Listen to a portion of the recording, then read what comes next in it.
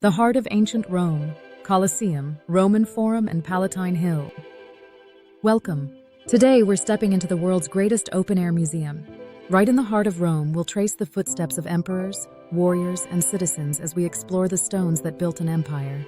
Our journey begins under the shadow of the Colosseum, continues through the political and religious center of the ancient world, the Roman Forum, and climbs to the legendary Palatine Hill. Get ready to walk through the very places where gladiators fought, senators debated, and Rome's myth was born. The Colosseum, blood, glory, and stone. When you think of Rome, the first image that likely comes to mind is the Colosseum, known officially as the Flavian Amphitheater. Construction began in AD 72 under Emperor Vespasian and was completed by his son Titus. With a capacity of over 50,000 spectators, it was the largest amphitheater of the ancient world. But the Colosseum was more than just an arena. It was the heart of Roman entertainment. From gladiator battles to mock sea wars, this was where Rome came to watch, cheer, and thrill. Beneath the arena floor lies the Hypogeum, a network of tunnels and cages used to prepare animals and fighters. Today, you can walk through these hidden chambers and imagine the moments before the grand entrances. Tip: visit early in the morning to avoid crowds and catch the amphitheater bathed in soft, golden light. The Roman Forum, the pulse of a great empire. Just a few steps from the Colosseum lies another wonder, the Roman Forum. This was the beating heart of ancient Rome, its political, commercial, and religious core. Here senators debated, generals paraded, and common citizens gathered. Walking through the ruins today, you'll encounter the site where Julius Caesar was cremated, the Temple of Saturn, Temple of Vesta, and the Arch of Titus, among others. The Forum is not just a group of ancient ruins. It's a vivid timeline of Roman history, layered and complex. Historical note: each emperor left their mark by adding buildings, arches, and temples, making the Forum a multi-era tapestry of Roman life. Palatine Hill, where legends were born. One of Rome's famed 7 hills, Palatine Hill is the legendary birthplace of the city. According to myth, this is where Romulus founded Rome. Historically, it became the residential area of emperors. You can explore the House of Augustus, with its preserved frescoes, as well as Domitian's vast palace. What makes Palatine Hill truly special is the panoramic view it offers of both the Forum and the Colosseum. Standing at this height, you can feel the layers of time stretching out before you. Nature lovers take note. Compared to the Forum, Palatine is greener and quieter, perfect for a scenic walk or restful break. Rome passes and visiting tips. If this is your first time in Rome, consider getting a Roma Pass or Colosseum Super Ticket. These allow skip-the-line access to Colosseum, Forum, and Palatine Hill. Suggested time: dedicate at least half a day, ideally 4 to 5 hours, to fully explore all 3. Dress smart. Comfortable shoes are a must. Ancient stone paths can be uneven and tiring. Food break. Hungry like a gladiator? After your deep dive into ancient Rome, it's time to recharge. Head over to the nearby Monte district, a charming local neighborhood just a short walk away. Here you'll find cozy trattorias and authentic Roman food. Must-tries. 1. Cacio e pepe, a creamy and peppery pasta dish, simple yet perfect. 2. Carciofi alla romana, Roman-style artichokes best enjoyed in spring. 3. Tiramisu and espresso. Stop by La Casetta a Monti for a sweet treat and an Instagram-worthy coffee break. Recap and closing. The roars of the Colosseum, the echoes of speeches in the Forum, and the quiet majesty of Palatine Hill. These 3 sites offer a deep connection to the roots of Western civilization. Rome is not just stone and ruin, it's a story you can walk through. The Vatican Wonder, St. Peter's Basilica, and the Sistine Chapel welcome back travelers. Today we cross into the world's smallest country, Vatican City. Don't let its size fool you. Within these 44 hectares lies an unimaginable concentration of art, architecture, history, and spirituality. In this episode, we'll explore the breathtaking St. Peter's Basilica, the awe-inspiring Sistine Chapel, and the artistic treasure troves of the Vatican museums. This isn't just a sightseeing tour. It's a pilgrimage through time, faith, and genius. Vatican City, a nation within a city. First, let's set the stage. Vatican City is an independent city-state, landlocked within Rome, and it serves as the spiritual and administrative center of the Roman Catholic Church. It has its own post office, army, the Swiss Guard, and even its own passport system. Although tiny in size, the Vatican holds over 70,000 artworks, some of which are among the most celebrated pieces in human history. Fun fact: Vatican City was established as an independent state in 1929 through the Lateran Treaty. St. Peter's Basilica, the heart of Catholicism. Let's begin with St. Peter's Basilica, one of the holiest sites in Christianity and the largest church in the world. The basilica was built over the tomb of St. Peter, one of Jesus' apostles and the first pope. As you approach St. Peter's Square, the sheer grandeur of the architecture stuns you. The massive colonnades seem to embrace visitors, a gesture of welcome designed by Gianlorenzo Bernini. Step inside and you'll find 1. Michelangelo's Pietà, a sculpture so detailed, so emotionally raw, that it leaves most viewers in silence. 2. St. Peter's Baldachin, a towering bronze canopy by Bernini, located directly over the tomb of St. Peter. 3. The Dome. Designed by Michelangelo, it offers panoramic views of Rome. 3. Be prepared to climb over 500 steps, or take the elevator halfway. Tip: entry is free, but there's usually a line. Arrive early or late in the day for shorter waits. The Vatican Museums, Art Overload. Next stop, the Vatican Museums. These aren't just museums. They're a labyrinth of art, history, and wonder. The route to the Sistine Chapel takes you through dozens of galleries filled with Greek statues, Renaissance masterpieces, maps, tapestries, and more. Highlights include 1. Raphael Rooms, Stanza di Raffaello. These rooms contain some of Raphael's most iconic frescoes, like the School of Athens, a visual symposium of ancient philosophers. 2. Gallery of Maps, a 120-meter-long hallway lined with 16th-century topographical maps of Italy. Gallery of Tapestries, intricate Flemish tapestries based on Raphael's cartoons. Pro tip: it's easy to get overwhelmed. Use an audio guide or join a tour to focus on key highlights. And wear comfortable shoes, you'll walk a lot. The Sistine Chapel, Michelangelo's masterpiece. Finally, you arrive at the Sistine Chapel, and nothing prepares you for what you'll see. Michelangelo's frescoes are not just paintings, they are visual symphonies. 1. The Ceiling depicts scenes from Genesis, including the iconic creation of Adam. 1. Michelangelo painted this lying on his back, a task that took 4 years. 2. The Last Judgment. Behind the altar, this later work by Michelangelo shows the dramatic and emotional final reckoning of souls. Silence is sacred. Visitors are expected to remain quiet and photography is not allowed. Use this moment to truly absorb what's around you. Narration idea. Above you, creation begins with a touch. Behind you, the end of days, and in between, us, marveling at it all. Logistics and pro tips. 1. Tickets. Entry to St. Peter's Basilica is free, but the museums and Sistine Chapel require paid tickets. 1. Booking online in advance is strongly recommended. 2. Best time to visit, Tuesdays or Thursdays, early morning. 2. Avoid weekends and religious holidays. 3. Dress code. Shoulders and knees must be covered. This applies to both men and women. 4. Security. Expect airport-style screening. 4. No large bags or sharp objects. Lunch break. Holy flavors time for a break. You'll find some delightful local spots just outside Vatican City. Local picks. 1. Panino Divino, famous for fresh sandwiches and friendly service. 2. Pasta Asciutta, great for a quick pasta fix, affordable and delicious. Gelateria del Monte. Treat yourself to artisanal gelato in classic Italian flavors like pistachio, hazelnut, and stracciatella. Episode wrap-up. Divine inspiration. In just a few steps, you've journeyed through centuries of faith, politics, and human creativity. Vatican City isn't just the center of a religion. It's a testament to what humans can create when they reach for the divine. Closing narration suggestion. In the heart of the world's smallest country lies the biggest story ever told. Painted in light, carved in stone, whispered in silence. Baroque beauty, Piazza Navona Pantheon, and Campo dei Fiori. Welcome back, explorers. Today we trade ancient ruins for cobblestone streets, grand fountains, and sun-drenched piazzas. This is Rome's Baroque soul, vibrant, lively, and impossibly photogenic. We'll wander through 3 iconic areas that capture the essence of Roman charm. The theatrical Piazza Navona, the divine geometry of the Pantheon, and the bustling local flavor of Campo dei Fiori.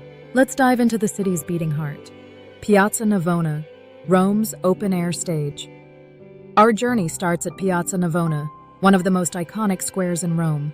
Built on the ancient Stadium of Domitian, the piazza retains its elongated, stadium-like shape.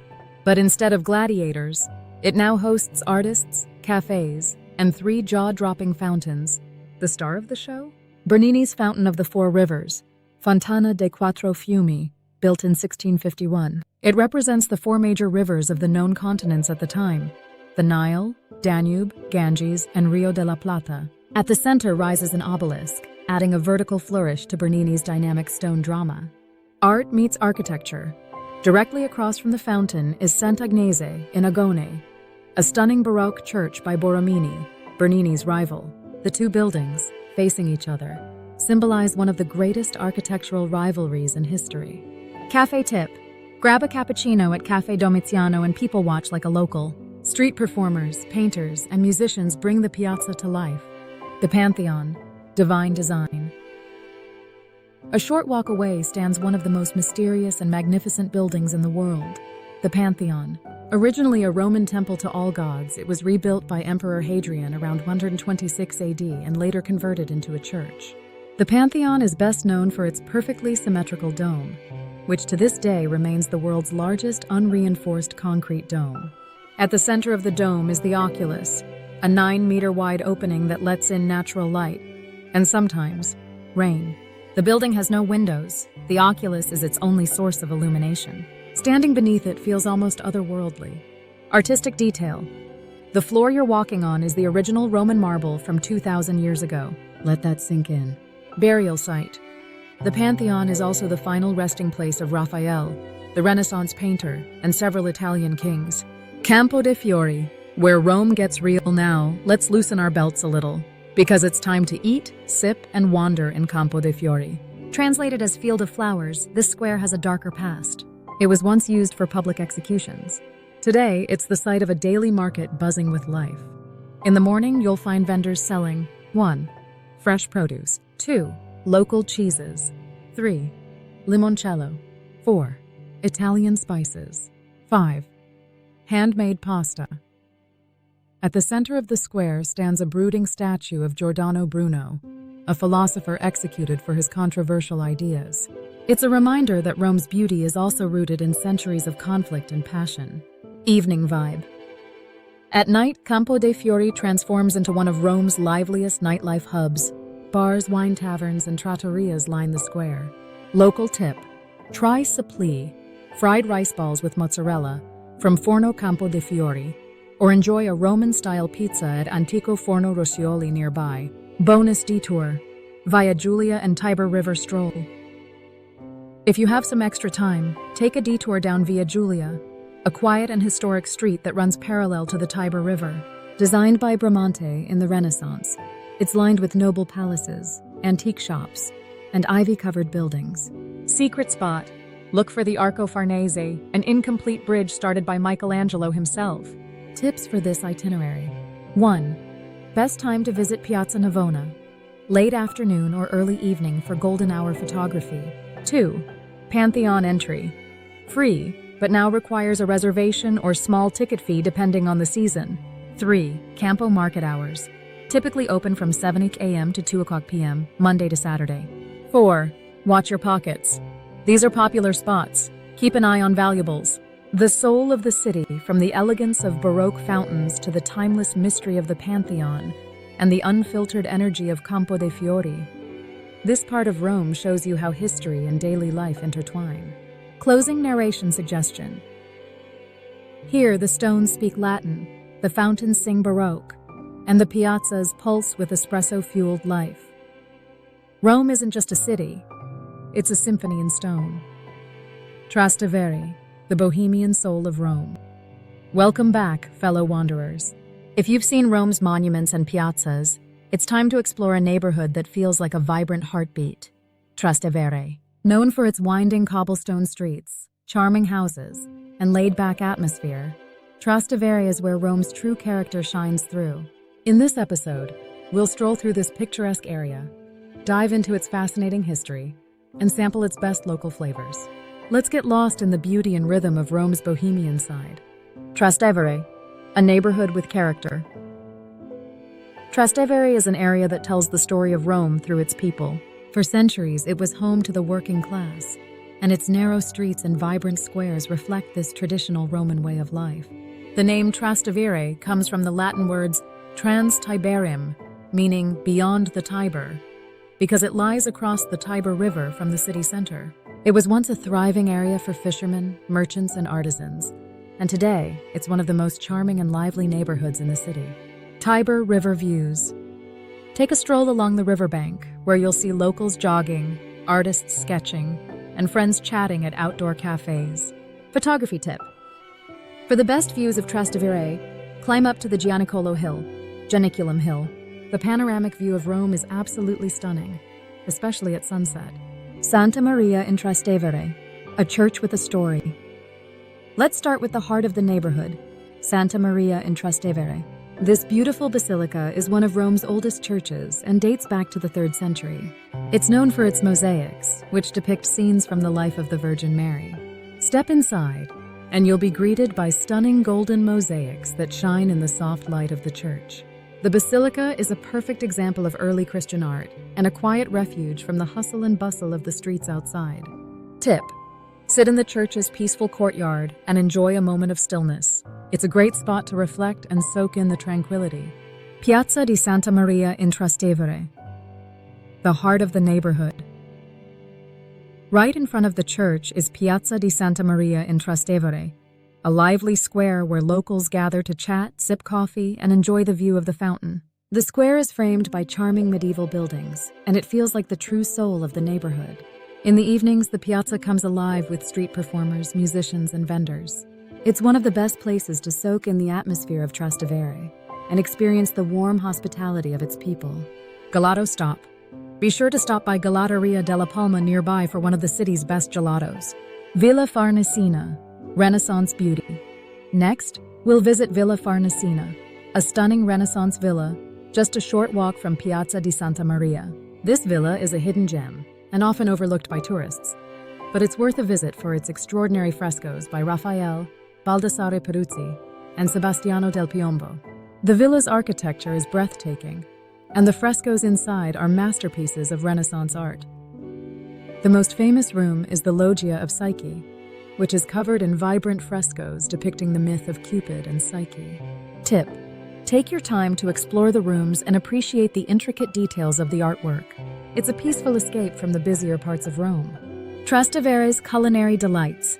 Eating like a local, now that we've explored the historical side of Trastevere, it's time to savor the flavors of this charming neighborhood.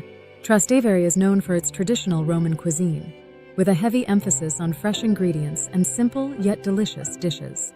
Some must-try dishes include 1.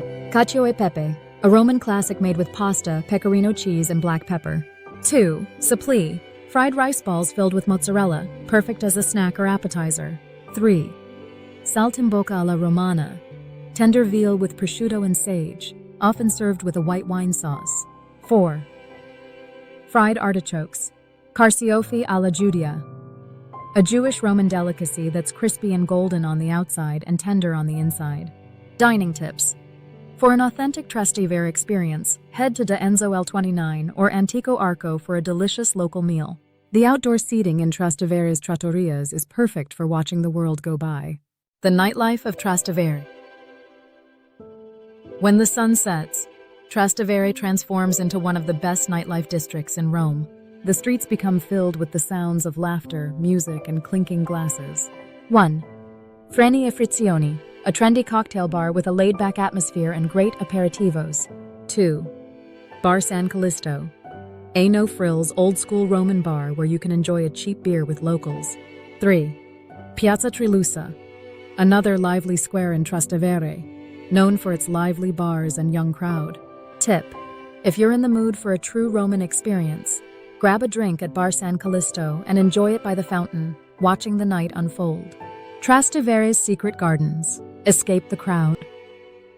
If you need a quiet break from the bustling streets, head to one of Trastevere's secret gardens. Orto Botanico, the botanical garden, is a peaceful retreat just south of the main square. It's the perfect place for a leisurely stroll among plants, trees, and flowers, offering a peaceful escape in the heart of the city. Pro tip: bring a book, or simply relax under the shade of a tree and enjoy the tranquility of the gardens. Episode wrap-up: the charm of Trastevere. Trastevere is where the past meets the present, where history and art blend seamlessly with food, fun, and local life. Whether you're wandering the quiet streets, admiring Renaissance frescoes, or enjoying a lively evening with a spritz in hand, Trastevere gives you a taste of the true Roman spirit.